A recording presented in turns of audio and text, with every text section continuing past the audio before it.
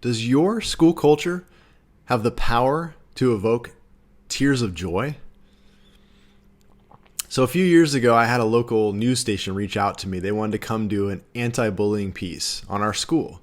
They had heard about some of the cool things we were doing with kindness and service and empathy and wanted to check it out for themselves.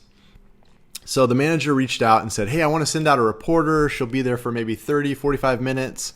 She'll do a couple quick interviews, and then she's got another story to do across town. I was like, great, sounds amazing. So the morning of, she probably gets there maybe 30 minutes before school starts. And she's immediately struck by something that we call our Wildcat Nation morning greeting. So every day we start school by intentionally welcoming everybody that comes into our school. So we have students and staff out there. They're giving high fives and fist bumps and compliments and smiles. There's music playing every single day. It's an incredible land of positivity. Doesn't matter what the elements are. If it's snowing, raining, windy, we're just out there every day lifting up other people. It's become the place to be. And she's totally struck by this. And she starts talking to different people. And the more people she talked to, the more people she wanted to talk to. And of course, the more people she wanted to talk to, the more places around the school she wanted to see. And pretty soon, what started off as a 30 to 45 minute interview ended up lasting over 3 hours. We couldn't get rid of her. She ended up talking to dozens of students and staff. She saw a leadership class. She went to the gym and the locker room. She went to the lunch and checked out the commons. I mean, she wanted to see everything. And so it's near the end of our time there.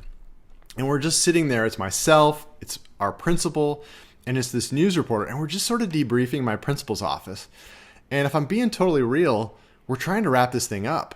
Because my principal had a meeting to get to. I had some things I needed to do. Like, we didn't expect this to, linger on for 3 hours. And all of a sudden, out of nowhere, this reporter bursts into tears. Like, full on ugly cry. And she's like, why isn't every school doing these things? And my principal and I kind of make eye contact as if to say, like, what just happened? She goes and starts reaching for a tissue. I start mumbling about, well, that's why you're here, so you can tell the story and spread our message. And I'm sure we both said some other things, but we were so taken back by the moment. We didn't expect tears in this moment. And so she gets really quiet and she gets really still and she's kind of looking down. And again, my principal and I sort of make eye contact as if to say, uh-oh, now what's going to happen? And all of a sudden, she slowly lifts her head up. She kind of wipes tears away and she makes direct eye contact with me. And in an angry voice, she says, why wasn't it this way when I was in school? And that's when I realize these aren't tears of sadness. These are tears of joy. Because for the next 15 minutes, she regaled us with stories of mean girls, disinterested educators, and the trials and tribulations of surviving middle school. Prior to that morning, she didn't even think that school could be a safe space, a welcoming place for people to learn. She saw middle school as a survival test. Like, if I can get through this, I can get through anything. There's a lot of people out there that still feel that way about school.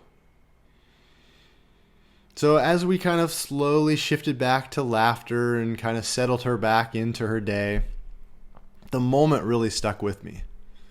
Now, the cool part about the story, though, is she's moved on from our little town. She now works in a big news market down in Southern California. She's a big shot. And the cool part, though, is she's actually stayed in contact with us. So from time to time, she'll reach out and say, hey, how's it going at Wildcat Nation? You guys still doing this? You still doing that? Like, she wants to know.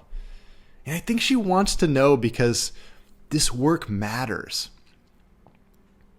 It matters to the student that's sitting in class just hoping to survive the day.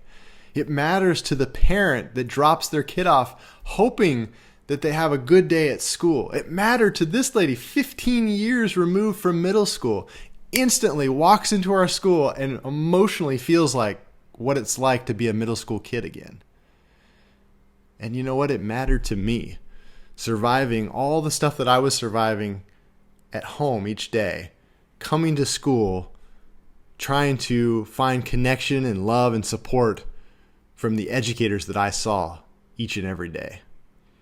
I just want to say thank you for the work that you're doing.